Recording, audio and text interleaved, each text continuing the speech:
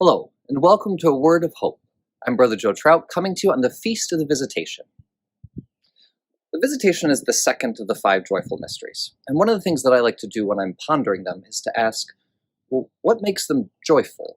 Right? Joy is this felt response that we have when we receive something that's good, that we long for, and usually something of a more abstract or grander notion than just a physical pleasure. Right?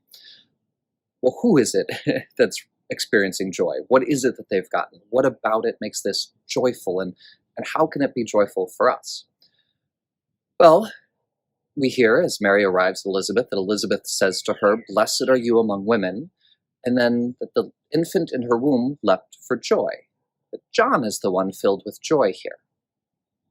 Why? I mentioned yesterday that salvation is not entirely about the forgiveness of sins, that we have to include this notion of life in the Spirit and the arrival of the kingdom, ascension into heaven. But it is very much about forgiveness of sins. That is a crucial piece of the story. Right?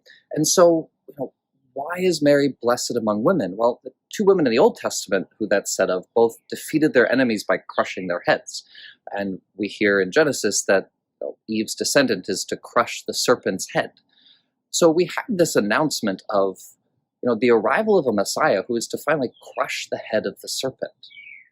So what's arrived? It's the joy of the freedom from entrapment to sin. All the prophets throughout the Old Testament that John is this figure of have been lamenting the fact that Israel is constantly caught in its sins and can never really seem to escape all of its tendency towards evil and its tendency towards not caring for the orphan and the widow, that it keeps turning away from God.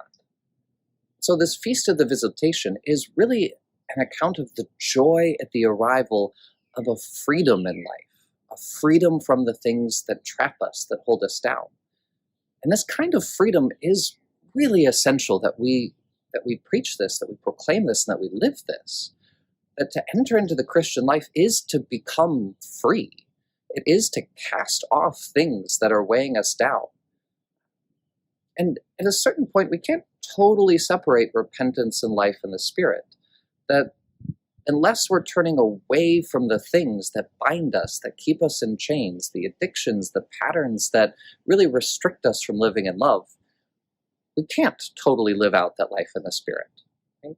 So ultimately, all of these pieces of salvation go hand in hand.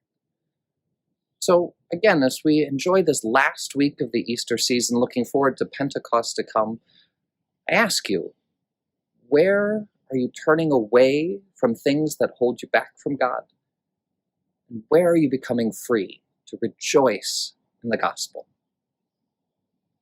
Take care. Have a wonderful day, and God bless.